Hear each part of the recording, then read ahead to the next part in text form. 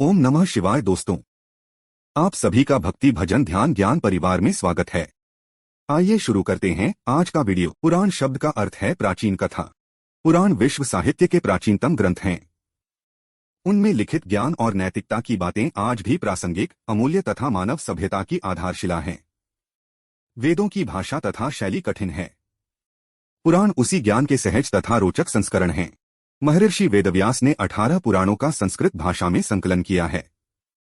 ब्रह्मा, विष्णु तथा महेश उन पुराणों के मुख्य देव हैं। त्रिमूर्ति के प्रत्येक भगवान स्वरूप को 6 पुराण समर्पित किए गए हैं। आइए जानते हैं 18 पुराणों के बारे में। पहला, ब्रह्मा पुराण।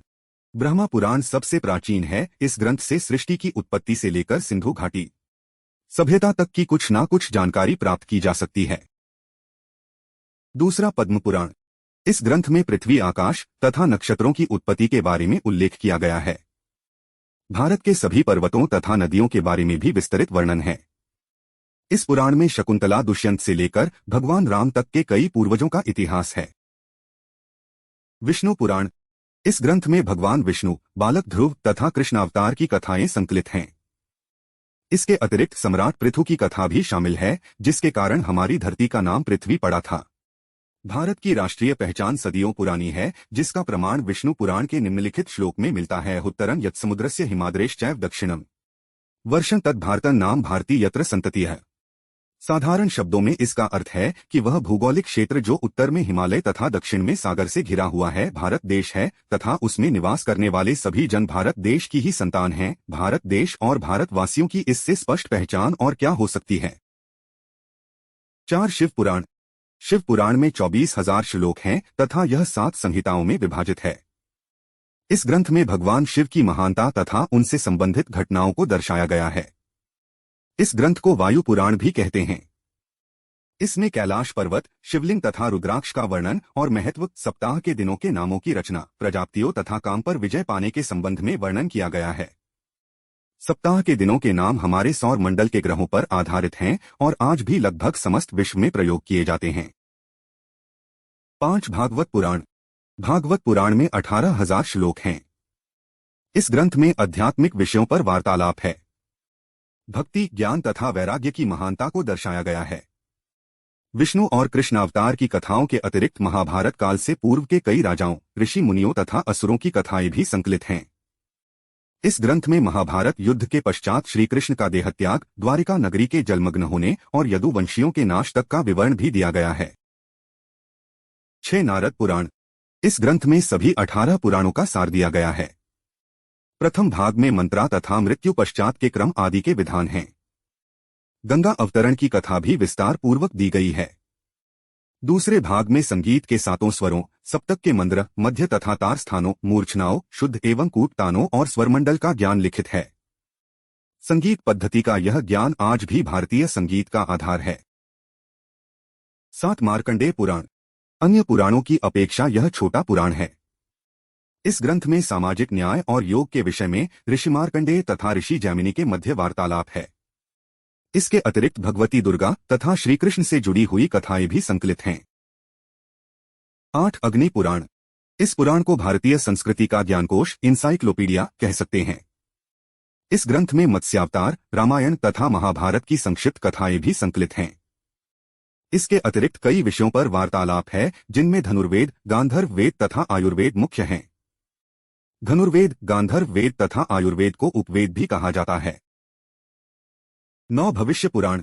इस ग्रंथ में सूर्य का महत्व, वर्ष के 12 महीनों का निर्माण, भारत के सामाजिक, धार्मिक तथा शैक्षिक विधानों आदि कई विषयों पर वार्तालाप है।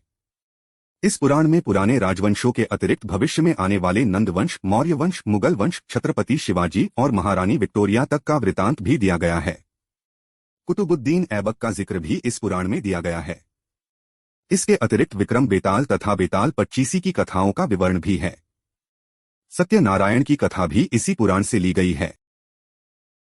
10, ब्रह्मा वैवर्त पुराण। इस ग्रंथ में ब्रह्मा, गणेश, तुलसी, सावित्री, लक्ष्मी, सरस्वती तथा कृष्ण की महानता को दर्शाया गया है तथा उनसे जुड़ी हुई कथाएं संकलित हैं। इस पुराण में आयुर्वेद संबंधी ज्ञान भी संकलित है। 11, लिंग पुराण। सृष्टि की उत्पत्ति तथा खगोलिक काल में युग, कल्प आदि की तालिका का वर्णन है। इस ग्रंथ में अघोर मंत्रों तथा अघोर विद्या के संबंध में भी उल्लेख किया गया है।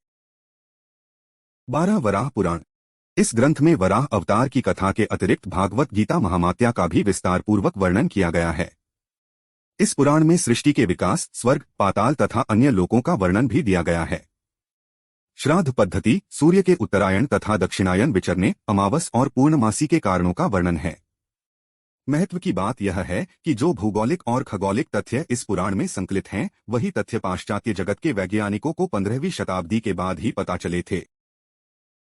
13 स्कंद पुराण। स्कंद पुराण सबसे विशाल पुराण है तथा इस पुराण में 81,000 श्लोक और 6 खंड हैं।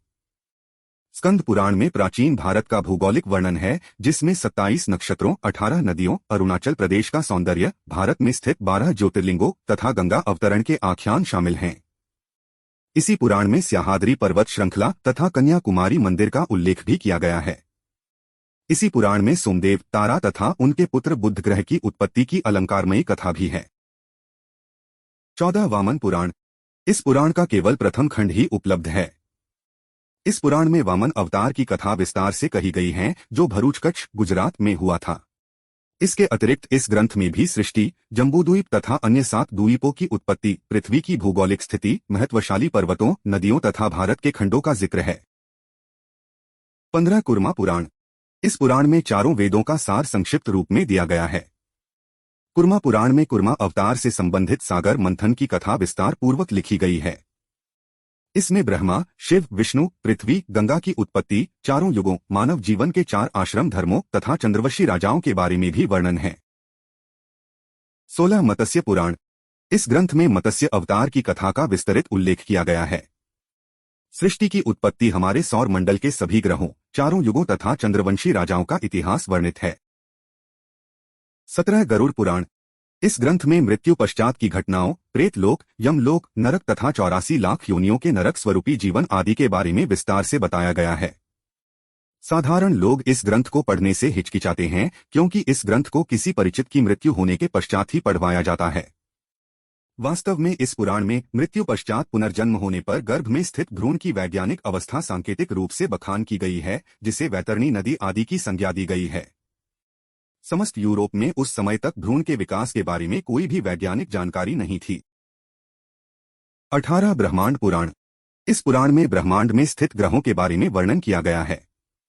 सृष्टि की उत्पत्ति के समय से लेकर अभी तक 7 मनोवंतर काल बीत चुके हैं, जिनका विस्तृत वर्णन इस ग्रंथ में किया गया है। परशुराम की कथा भी इस पुराण में दी गई है। इस ग्रंथ को विश्व का प्रथम खगोल शास्त्र कह सकते हैं। भारत के ऋषि इस पुराण के ज्ञान को इंडोनेशिया भी लेकर गए थे, जिसके प्रमाण इंडोनेशिया की भाषा में मिलते हैं। अगर आपको हमारा वीडियो पसंद आया हो तो कृपया हमारे चैनल को सब्सक्राइब करें और दोस्तों के साथ शेयर करें। धन्यवाद।